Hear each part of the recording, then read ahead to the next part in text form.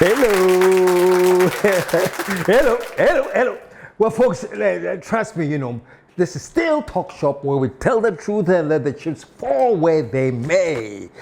Today I'm giving a slight break to the intense politics, because there are so many things that we need to be thinking of, man. And yet, but on Talk Shop where we tell the truth and let the chips fall where they may, most of the time we talk about politics, but there are some other social things.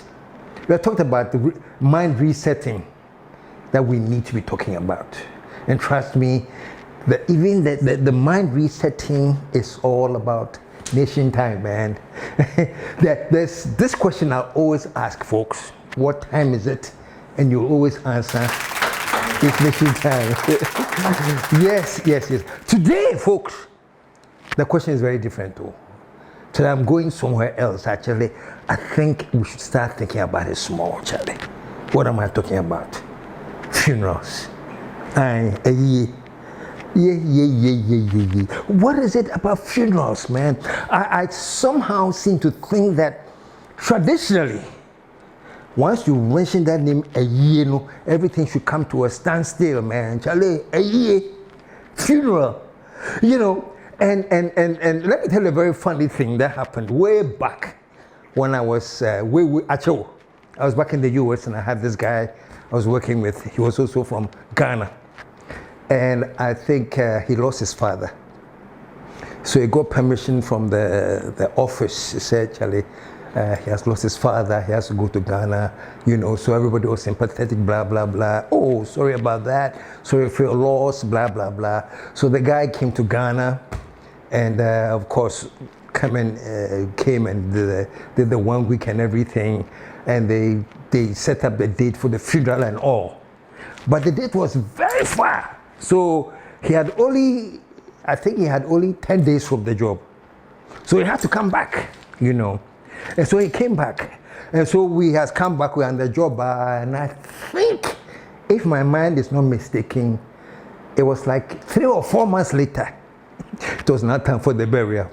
So he came and told the boss that, he wants to go to Ghana, for the father's funeral. The guy was like, excuse me, your father died again? I said, no, the Ghana for Brofo. I said, excuse me, your father died again? I said, no, the one I went to the last time, that was his death. But this one I'm going to is his burial. I mean, I'm laughing now, But this is exactly what happened, though. The farmer was like, what? You mean he's not buried? Oh, no. There we in Ghana, we don't bury like that. In Ghana, you have to take your time, especially if the person, you say, paying kakra. You say, so tobo. Now we see, If you make a mistake and you bury the person who's dead in about 3 weeks, they'll say you buried him like a chicken. They will insult you. So of course this guy, I think his father was some kind of big man, So he came to the funeral, came back to the US, and maybe 4 or 5 months later, I was going to his father's funeral. I said, but I think the father died. He died again? Oh, no. That one was just the funeral. Now, that one was when he died. Now they are going to bury him. Folks are laughing at this show, but no, seriously. These are some of the things I think they are cultural. Hey, people don't joke with ASMO. They are very, very cultural, and there's so much things attached to somebody who's dead. So they don't joke with it, cry, But no, seriously, let's think. Let's think, 5 months? And what annoys me is when I talk to my friends who are, we are traditionalists here in Africa, you have to know your culture. You have to know your culture. I say, really? So back in the day, let's go way back in the day before we had these mortuary services and the refrigeration and all of that. What was happening? When somebody died back in the day, way back in the day, how did they keep them till what? And bury them 5 months later? I don't think so. I think they were doing it right away. So where from all of a sudden this culture and belief that no, the more you hold on, the more is an honor to the person who died, and it is crazy. I think when we are talking about resetting the mind, let's think how we reset our minds, even with the way we do funerals. Even with the way we do funerals. Because when it comes to funerals, we go crazy. Charlie, Kumasi for me, Hamucho. Kumasi is the funeral capital of Ghana. But I'm telling you, it's not spreading. Now you go to places as far as Tamale and things, they used to chop 1 week there. One yes, you. Now, but somebody has done in Tamale, yes, here in 1 week. The influence of the Kumasi culture has been spread up all over Ghana. You know, the 1 week and things. But no, I was talking about Kumasi from Mofancheme. Kumasi is the funeral capital of Ghana. And they believe in funerals. Man, you can see a huge billboard. RIP. And I'm telling you, in Ghana, when you see RIP, it's not rest in peace. Do you know what it is? Return if possible. Because you have so much, you know, and the way we are spending time to bury you, Charlie, it will be to me as Ambra, you know. But we love that. So come, and then when you die again, we'll bury you like again. So RIP in Ghana means return if possible. But no, I'm just thinking, you know, I don't think this thing is going to change anybody's mind, Charlie. It's your family member. I will say, I'm a family member. KSM, shut the hell up. If I want to use 3.6 million to bury my mother because I respect her, get off my back. Pacho, I'm off your back. Do whatever you can. It's your choice. I beg you, it's your choice. I'm just saying that generally, what kind of thinking goes into our mind, the way we celebrate a year. Look, it's not a joke. These days, you know, fortunately, now we are having funeral homes, right? We have Lashibi, we have transitions. Maybe there are some others too, you know, so that you can quickly go and do everything in a funeral home. But people don't even like that too. I know somebody who died. He was being kept for, I think, close to 6 months. Why? They were completing a house. They wanted to complete a house where the file passed will take place. And after the file passed, they take him back to the cemetery. But just to put a place where the file passed, folks, they built the whole house. Now I'm thinking, no, seriously. What goes into that thinking? That show how much you respected the person who has died. Say, Charlie, this person who has died, let us spend so much money to build a house, and maybe not build a house, but you know, there are people who have died because families didn't care, or they didn't give a hoot. Or the hospital, they are not even visiting the person, they are not paying their medical bills properly. They practically torture such a person. The person dies, and hey, it becomes a big deal. All of a sudden, a bushia from nowhere emerges. This one from here emerges. And then they can even fight over the dead person. It's so important to say, they have something in Chi, let me explain it in English. The corpse is for us. My goodness. What time the world can make people get to the stage where they are ready to fight and quarrel over a dead body. And I feel very, very sorry for many women. Sometimes the women, they get married to these men, and when the man dies, where the Mecca is in my own family. Let me tell you something. You know, my eldest brother had his wife. He unfortunately suffered a lot, and then practically died in front of his beloved wife. You know that when we all got together, this was years ago, but when we all got together as a family, essentially, we should now go and inform people of my brother's death. The first person we were supposed to go and inform was his wife. The one who stood by him. You see, and I'm like, wait a minute.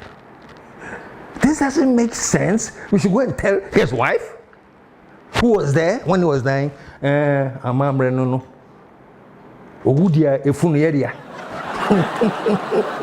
Oh Lord, you know, he's been married to the man all the time and taking care of the man, blah, blah, blah, blah. Many women go through that. They lose the man, and then the family will come and say, okay, you have nothing to do with him. Hey! I have nothing to do with him. 3, 4, 5, 6, whatever I went through with this man, day and night, me and this man. I was standing by him when this man died. The man is dead. Now what? I have nothing to do with funeral arrangements. No. With the Sanchen, with the only Oban Sanchen.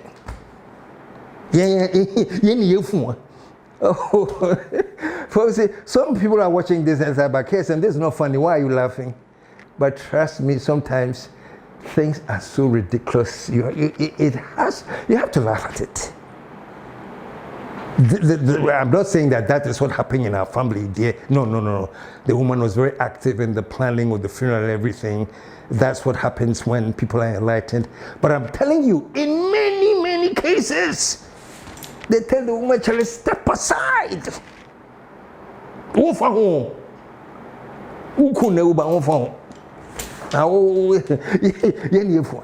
So folks, I'm trying to think what kind of mentality people have that will lead to the belief that even when the man who is alive and close to the wife, and you have no idea what the wife has gone through with the man. At one point, tradition says, "Charlie, let her step aside. She has no role in this." You know, I look like I'm joking, but we have to think, any group of people in any culture, it can turn around just like that. So, and I feel very sorry for the women. So women are maltreated. As I'm talking, I know there are many people who are saying, at KSM, I'm a witness. KSM, you have a witness here. Yeah, you want a trophy. It's like you have clear off.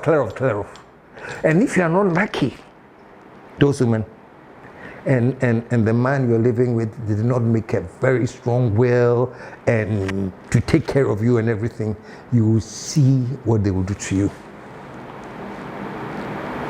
They will put pepper in your eye.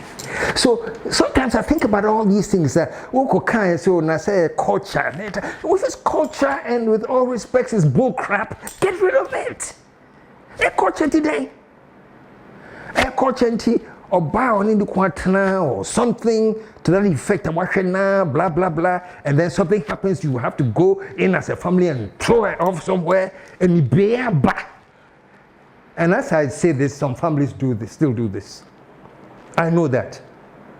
But at the same time, there are some families who do not believe and go to this extent of silliness. But I just thought, folks, while we are talking about building the nation, and while we are talking about resetting, let's think about some of these. What will it take for people to understand, that for me, Mum dear, I really, for here there, I salute the Muslims, man. You die. The next day, I don't think they keep you there. Or they roll you and then, oh yeah, they'll find the time and do the Yaradua, whatever they call it, they feel something. Ideally, I think that's what should be done to me. What else? You're going to keep me in some fridge? 3 months? because you don't want to bury me like a chicken because I'm a big man. Please. Don't waste time. I'm gone. Whether I've been called to glory or whether I've been, whatever it is, a home call, a demon, I'm afraid, I don't care. Me call. I think, honestly, as a nation, we should start challenging ourselves on some of these things. Because it is not necessary. I won't name the man. He's a very, very, very prominent man in Ghana. And he lost his wife. And he had the funeral. I think it was at the trade for the funeral. And those of us who went to the funeral. After the funeral, the announcement was that we thank you all. The burial is a private burial. They are taking the lady, the man's wife, they're going to bury her. Simple. You know, and I remember the comments were,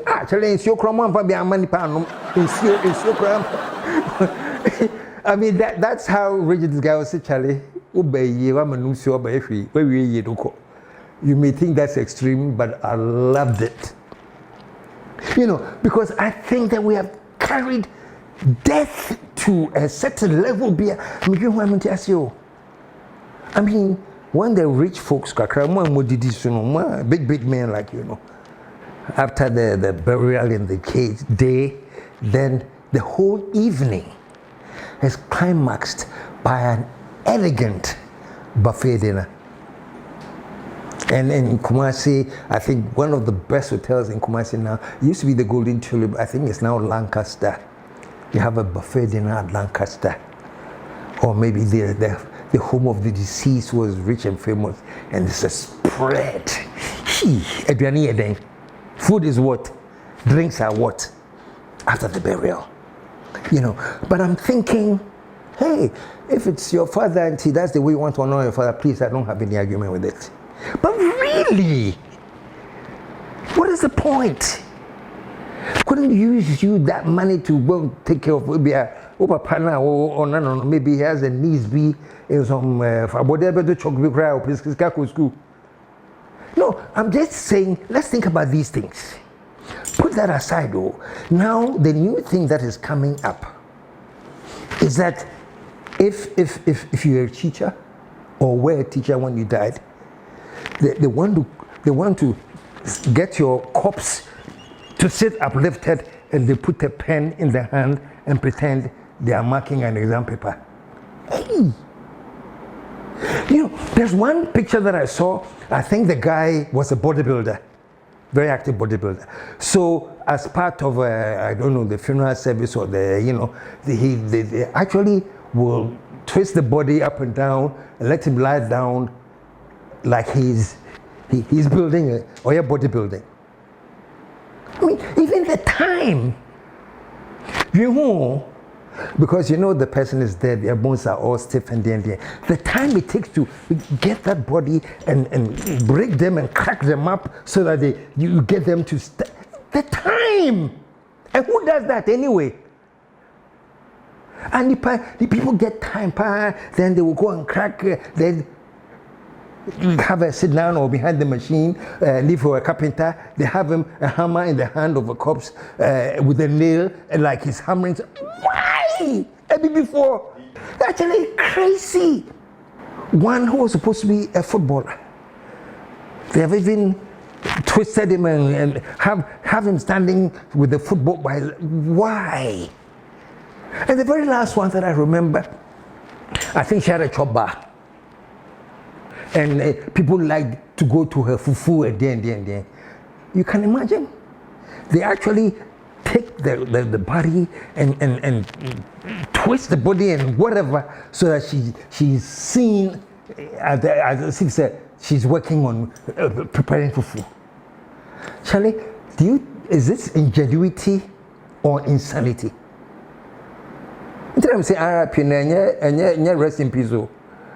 They are doing this so that you can return if possible. Because they love to do it, and when you come back again, they'll do it again. So I don't know whether it's ingenuity or insanity. So some gets so ridiculous. There was this guy that I think was a mechanic. So they have to pour engine oil on the corpse. What does it take? Who thinks about this? Is it the chairman of the funeral committee who's the most creative? Oh, my dream, you say, is this the ingenuity we come in with? You are so ingenious that the ingenuity ends up with is how we take corpses and create coffins. You can have all kinds of coffins, man. Coffins there. We are fisherman, I bet fish. If you're a trotro driver, you go in the trotro there, whatever you. But I'm saying this, folks.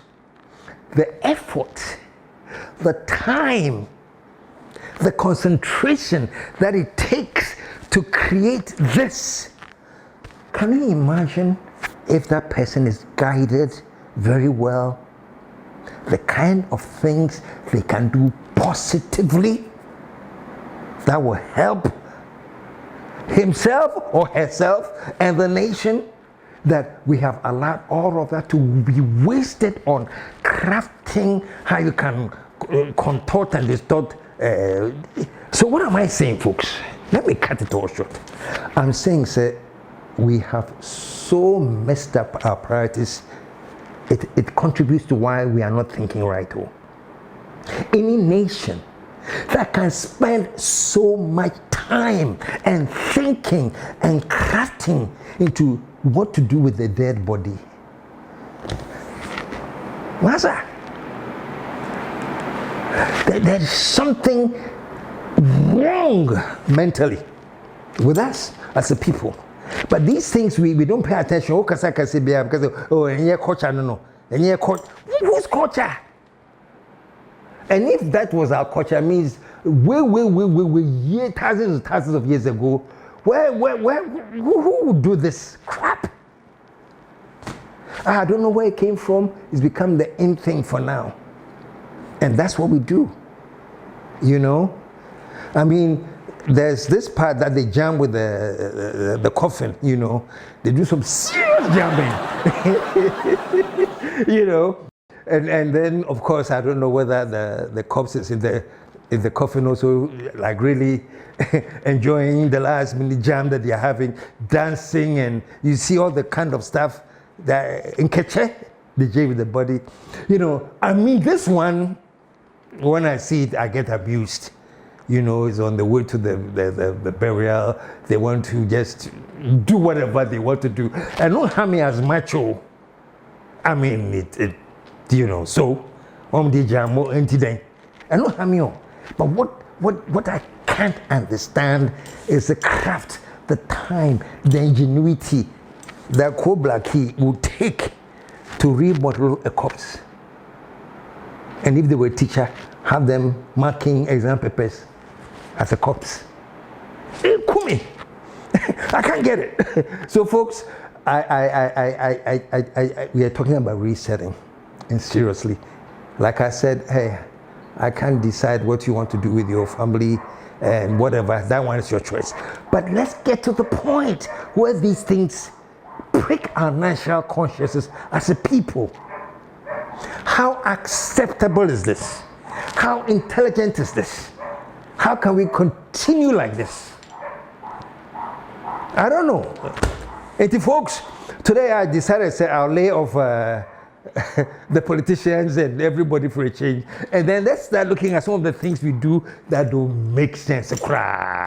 Like this, and how all of a sudden funerals, that when you're in a hearse, and at one time, I think it was right by this junction, America House, I think so they had lost one of these young guys, so they were taking into the burial. So they were passing the hospital, all cars to stand outside, and me and my arrogance, I will be a wusuna,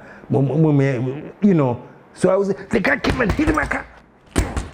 And then he saw me. KSM, woman, you pa, who the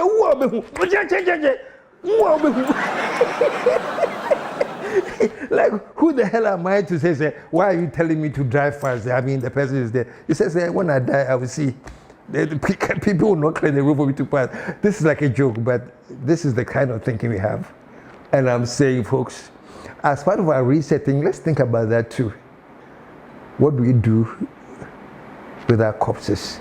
And should death play such an amazingly, incredibly ununderstandable role in our lives? Folks, this is KSM. Today I wanted you to, I don't know, say my mama chile and I say my mama, whichever way, I'm sorry, but I didn't go on any politicians, and I come back again. We'll talk very soon about our education. Are you serious, wow? Are we being educated or miseducated? We'll come back to it. But today, dear, let's chill for now, and until we come back, KSM on Talk Shop saying, say, return if possible.